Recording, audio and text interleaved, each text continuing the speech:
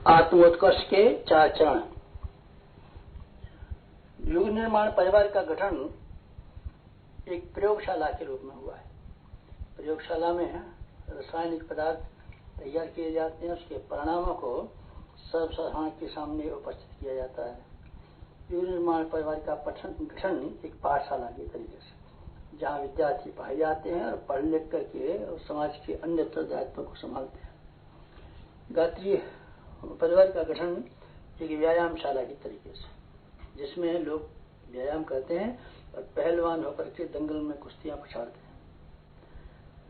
युग निर्माण परिवार का गठन एक नर्सरी की तरीके से, जिसमें छोटे छोटे फलदार पौधे तैयार किए जाते हैं और वहां से पैदा होने के बाद दूसरे बगीचों में भेज दिए जाते हैं, जहां से कि बड़े बड़े बगीचे और उद्यान बनकर तैयार होते हैं। युग निर्माण परिवार का गठन एक कृषि फार्म की तरीके से, कृषि फार्म में छोटे छोटे प्रयोग गन्ने के, सोयाबीन के, अमुक के तमुक के किए जाते हैं और जो उसके निष्कर्ष निकलते हैं तो सब लोगों को मालूम कर पड़ते हैं और उसी आधार पर अपनी अपनी कृषियों को करना शुरू कर देते हैं। व्यक्तित्वों के निर्माण की एक प्रयोगशाला के रूप में, पाठशाला के रूप में, व्यायामशाला के रूप में, नर्सरी और कृषि फार्म के रूप में युग निर्माण परिवार का गठन किया गया। हम चाहते हैं व्यक्ति बदल जाए, हम चाहते हैं व्यक्ति ऊंचा उठे। क्यों? क्योंकि हम समाज को ऊंचा उठाना चाहते हैं और समाज को समुन्नत बनाना चाहते हैं। आखिर समाज है क्या? समाज व्यक्तियों का समूह मात्र है।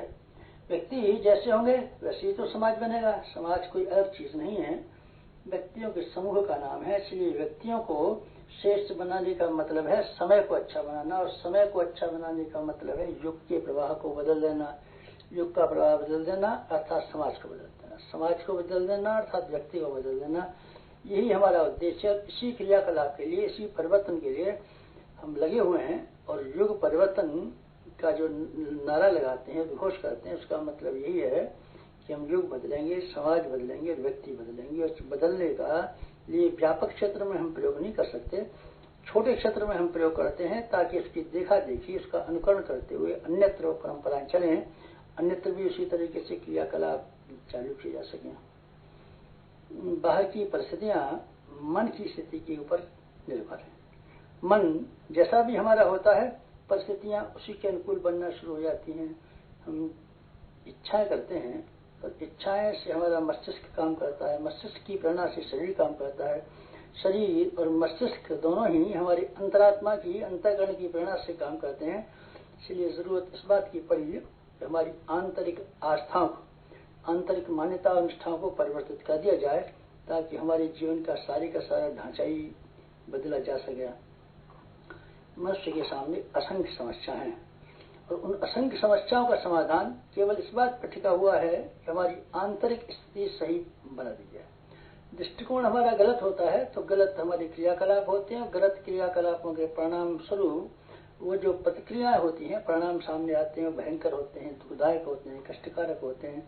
कष्टकारक परिस्थितियों को निवारण करने के लिए आवश्यक है कि मनुष्य के क्रियाकलाप सही हो। क्रियाकलाप सही होने के से पूर्व यह आवश्यक है कि मनुष्य का चिंतन और दृष्टिकोण बदल दिया जाए, परिष्कृत कर दी जाए।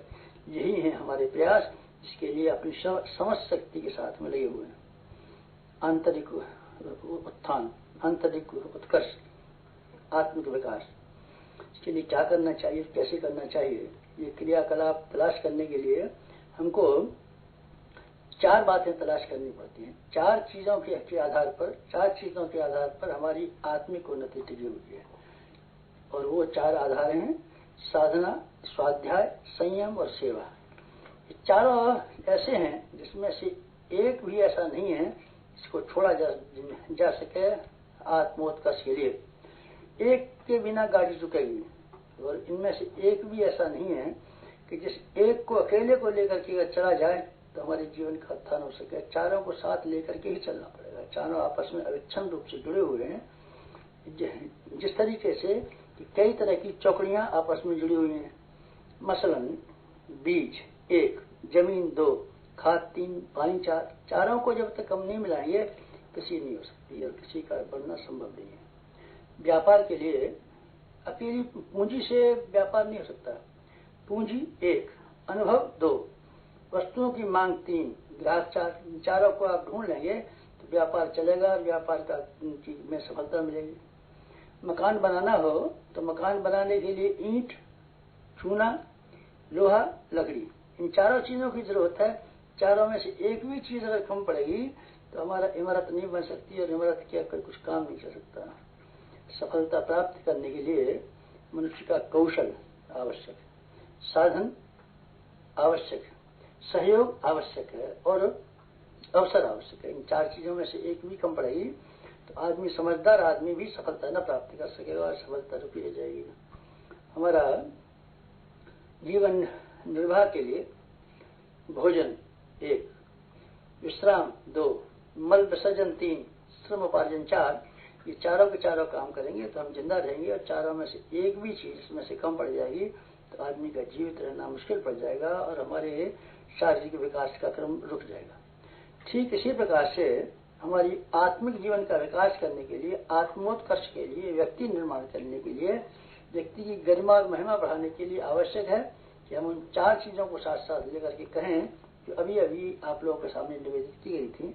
साधना, स्वाध्याय, संयम और सेवा। युग निर्माण का संकल्प जब बहुत पहले प्रकाशित किया गया था आरंभिक दिनों में, तब इन चारों चीजों के बारे में ये बता दिया गया था कि चारों ही चीजों को लेकर के हमको आगे बढ़ना पड़ेगा। अब तक बहुत ध्यान नहीं दिया गया, पर अब प्रत्येक गात्री परिवार के, युग निर्माण परिवार के सदस्य से अनुरोध किया जाता है अपने जीवन विकास के प्रति यदि वो वास्तव में निष्ठावान हैं तो इनको चारों को समान रूप से महत्व समझना चाहिए और भले से न्यून रूप में क्यों न हो, इनकी शुरुआत हर एक को कर देनी चाहिए। इसके चारों के बिना हमारा आत्मिक जीवन समुन्नत न हो सकेगा और हमारी आत्मा का उत्कर्ष अथवा व्यक्ति निर्माण का उद्देश्य पूरा न हो सकेगा। अब चार चीजों के ऊपर प्रकाश डालते हैं। उपासना, धन, साधना। उपासना और साधना, इन दोनों चीजों को मिलाकर के एक पूरी चीज बनती है। उपासना का अर्थ है भगवान पर विश्वास, भगवान की समीपता। वो उपासना माने भगवान के पास बैठना, नजदीक बैठना। इससे क्या मतलब हुआ? इससे ये मतलब हुआ कि उसकी विशेषताएं हम अपने जीवन में धारण करें। जैसे आग के पास हम बैठते हैं तो आग की गर्मी से हमारे कपड़े गर्म हो जाते हैं, हाथ गर्म हो जाते हैं, शरीर गर्म हो जाते हैं, यही लाभ होना चाहिए। बर्फ के पास हम बैठते हैं, ठंडक में हम बैठते हैं तो हाथ ठंडे हो जाते हैं, कपड़े ठंडे हो जाते हैं। पानी में बर्फ डाल देते हैं तो पानी ठंडा हो जाता है। ठंडक के नजदीक से हमको ठंडक मिलनी चाहिए, गर्मी की समीपता से गर्मी मिलनी चाहिए, दूसरी सुगंधी की चीज से सुगंधी मिलनी चाहिए। चंदन के समीप उगे हुए पौधे सुगंधित हो जाते हैं उसकी समीपता की वजह से। यही समीपता वास्तविक है, ये समीपता वास्तविक है। उपासना का अर्थ यह है कि हम भगवान का भजन करें, नाम लें, जप करें, ध्यान करें। साथ साथ हम इस बात के लिए भी कोशिश करें कि हम भगवान के नजदीक आते जाएं, भगवान हमारे में समाविष्ट होता जाए और हम भगवान में समाविष्ट होते जाएं, अर्थात दोनों एक हो जाएं। एक होने से मतलब यह है कि दोनों की इच्छाएं, दोनों की गतिविधियां, दोनों की क्रिया पद्धति, दोनों के दृष्टिकोण एक जैसे रहें। हमको ईश्वर जैसा बनने का प्रयत्न करना चाहिए। ईश्वर जैसा बनने, न कि ईश्वर पर हुक्म चलाएं और ईश्वर को यह आदेश दें आपको ऐसा करना चाहिए। बल्कि सही बात यह है कि उपासना का तात्पर्य अपनी मनोभूमि को इस लायक बनाना है कि हम भगवान की आज्ञानुवर्ती बन सकें, उनके संकेतों के इशारे पर अपनी विचारणा और क्रिया पद्धति को ढाल सकें। उपासना, भजन इसीलिए किया जाता है। साधना का अर्थ यह है अपने गुण कर्म स्वभाव को साध लेना। वस्तुतः मनुष्य 84 लाख योनियों में घूमते घूमते उन सारे के सारे प्राणियों के कुसंस्कार अपने भीतर जमा करके ले आया है जो मनुष्य जीवन के लिए आवश्यक नहीं है, बल्कि हानिकारक है। तो भी वो स्वभाव के अंग बन गए हैं और हम मनुष्य होते हुए भी पशु संस्कारों से प्रेरित रहते हैं और पशु प्रवृत्तियों को बहुधा अपने जीवन में कार्यान्वित करते रहते हैं। इस अनगढ़पन को ठीक कर लेना, सुगढ़पन को अपने भीतर से विकास कर लेना, कुसंस्कारों को जो पिछले योनियों के कारण से हमारे भीतर जमे हुए हैं उनको निरस्त कर देना और इस तरह की स्वभाव अपना बना लेना जिसको हम मानवोचित कह सकें। साधना के लिए हमको वही क्रियाकलाप अपनाने पड़ते हैं जो एक कुसंस्कारी घोड़े या बैल को सुधारने के लिए उसके मालिकों को बनाने पड़ते हैं, हल में चलने के लिए, गाड़ी में चलने के लिए।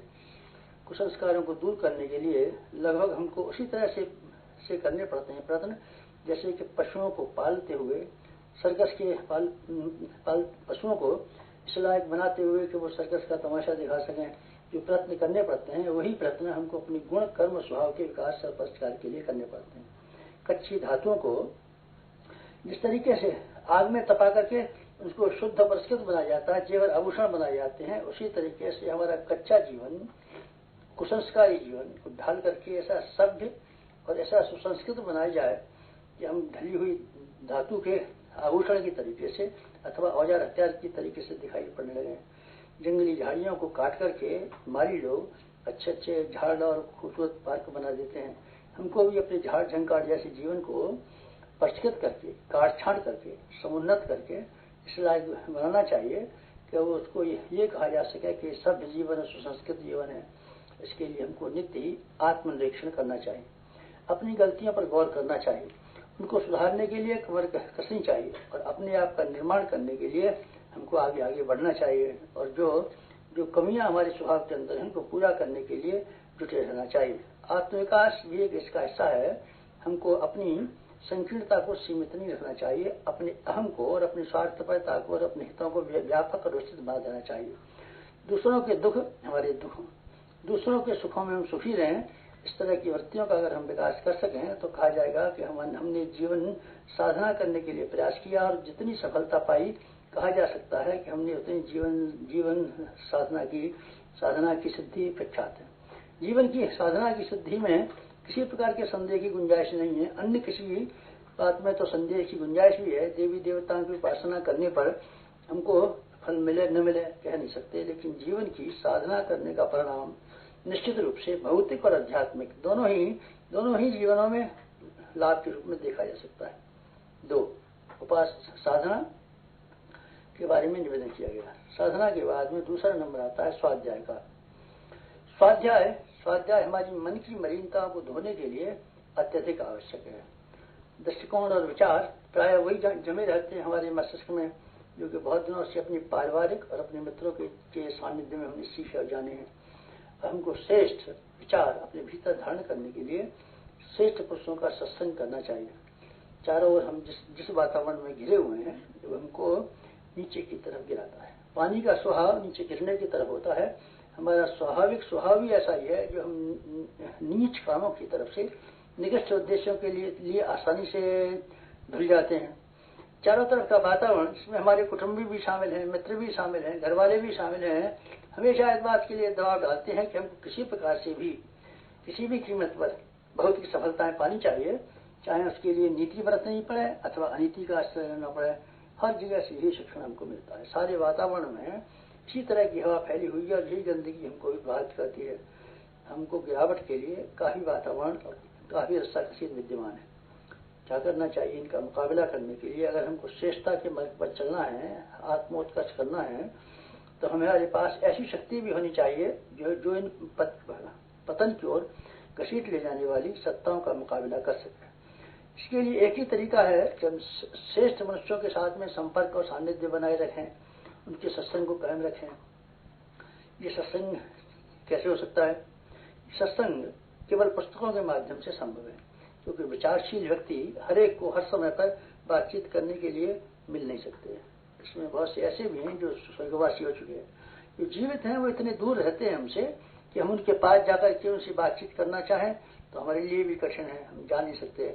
और उनके पास जाएं तो उनके लिए भी कठिन है, क्योंकि प्रत्येक महापुरुष समय की कीमत को समझता और व्यस्त रहता है। इसी हालत में हम लगातार सत्संग कैसे कर पाएंगे? कभी साल 2 साल में 1 घंटे 8 घंटे का सत्संग कर लिया, उससे भी हमारा क्या उद्देश्य पूरा हुआ? इसलिए अच्छा तरीका यही है कि हम अपने जीवन में नियमित रूप से जैसे अपने कुटुंबी और मित्रों से बात करते हैं, श्रेष्ठ महानुभावों से, युग के मनीषियों से बातचीत करने के लिए समय निकालें। और इस समय निकालने की प्रक्रिया का नाम है स्वाध्याय। स्वाध्याय को आध्यात्मिक विकास के लिए अत्यधिक आवश्यक माना गया है। स्वाध्यायान मां प्रवर्तव्यम, स्वाध्याय में प्रमाद मत करो। स्वाध्याय के बारे में बताया गया ब्राह्मण ग्रंथों में, यदः ब्राह्मणो नाधी तदः ब्राह्मणो अब्राह्मणो भवति। जिस दिन विचारशील आदमी स्वाध्याय नहीं करता उस दिन उसकी संज्ञा चांडाल जैसी हो जाती है। स्वाध्याय का महत्व भजन से किसी भी प्रकार से कम नहीं। भजन में भी, भजन का उद्देश्य भी यही है कि हमारे विचारों का परिष्कार हो और हम श्रेष्ठ मनुष्य के व्यक्तित्व की ओर आगे आगे बढ़े। स्वाध्याय हमारे लिए आवश्यक है। स्वाध्याय के कारण से हम महापुरुषों को अपना मित्र बनाए रख सकते हैं और जब हमको जरूरत पड़ती है तो उनसे खुले मन से, खुले दिल से बातचीत कर सकते हैं।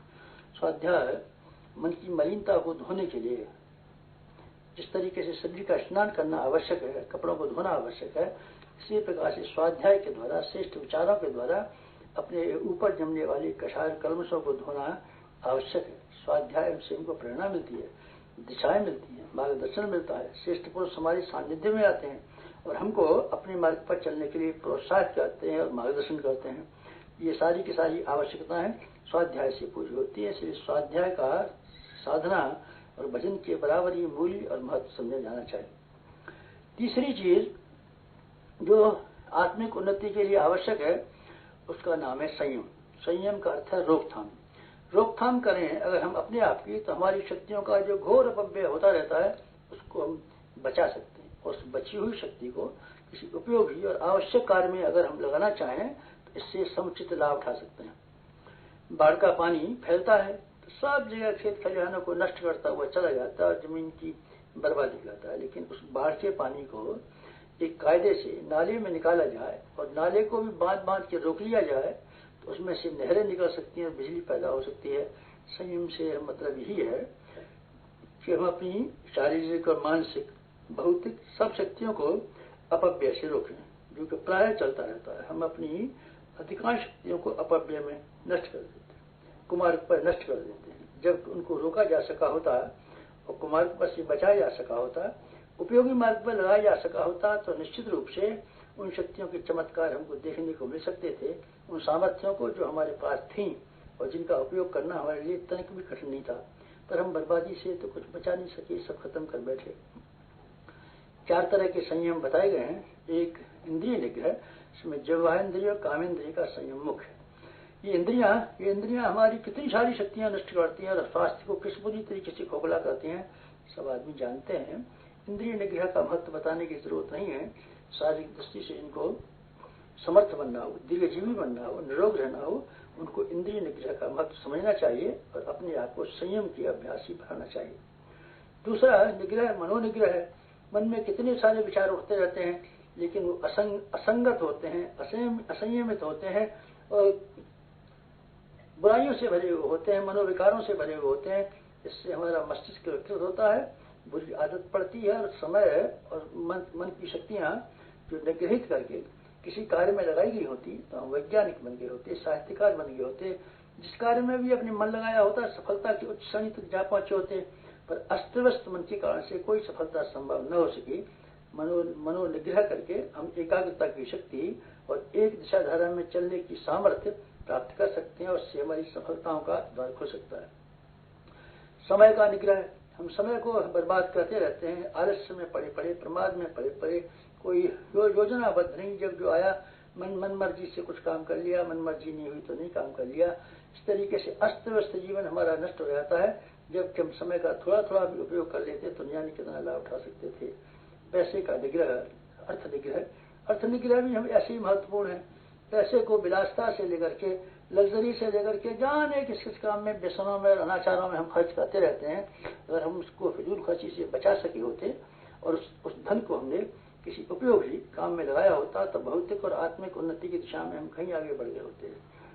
अर्थ निग्रह, इंद्रिय निग्रह, मनोनिग्रह, समय निग्रह, इन चारों के चारों निग्रहों को हम करें तो हम संयमशील हो सकते हैं। हमको संयम बरतना चाहिए, हमको अश्वाद व्रत का अभ्यास करना चाहिए, हमको ब्रह्मचर्य का अभ्यास करना चाहिए, हमको मौन का अभ्यास करना चाहिए। ऐसे ऐसे असंख्य संयम है जिनको अपनाने से हम देखेंगे कि हम तपस्वी बनते हैं और अपनी शक्ति का बहुत बड़ा भाग अपनी बचा करके अच्छे काम में लगाते हैं। चौथा कार्य सेवा का है। मनुष्य समाज का ऋणी है, सामाजिक प्राणी है। भगवान ने उसको इसीलिए जन्म दिया है कि वो उसके विश्वोद्यान को सेवा करे। उसकी जीवात्मा का विकास और जीवन का लक्ष्य प्राप्ति करने के लिए सेवा से बड़ा तप और सेवा से बड़ा पुण्य कुछ नहीं हो सकता। हमको सेवा करने के लिए समय निकालते रहना चाहिए। सारे का सारा समय अपने लिए हम खर्च न कर दें, बल्कि देश, धर्म, समाज और संस्कृति की सेवा करने के लिए हम कुछ लगाएं। हमारा धर्म होना चाहिए कि हम अपनी शक्तियों का अंश दुखियारों के लिए और पीड़ितों के लिए और पतितों के लिए लगाएं। सबसे बड़ा सेवा का कार्य हमारे लिए क्या हो सकता है? जानकी से बड़ा कोई और दूसरा पुण्य नहीं हो सकता। इसको ब्रह्मदान भी कहा गया है। ये सर्वोत्तम धर्म है, क्योंकि ये सेवा करने से, हमको जाने करने से मनुष्यों को वो दिशा दे सकते हैं जिससे वो बुराइयों से बच सकें और उन्नति के मार्ग पर ऊंचे उठ सकें। ज्ञान, विचारणा, भावना, यही तो है शक्ति का अंश। इसीलिए ब्राह्मण और साधु हमेशा से ज्ञान की कोई सर्वोत्तम सेवा मान करके उसमें संलग्न रहे हैं और ये प्रयत्न करते रहे हैं कि हम स्वयं अच्छे बने और अपनी अच्छाई ही दूसरों पर बखेरें। इसके लिए अंशदान हमको करना चाहिए।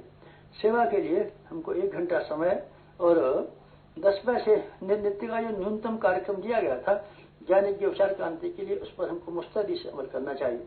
कोई भी आदमी हम में से ऐसा न हो जो सेवा के लिए 1 घंटा समय और 10 पैसे जैसी न्यूनतम शर्त को पूरा न करता हो। इससे ज्यादा हम करें, ज्यादा उत्साह दिखाएं।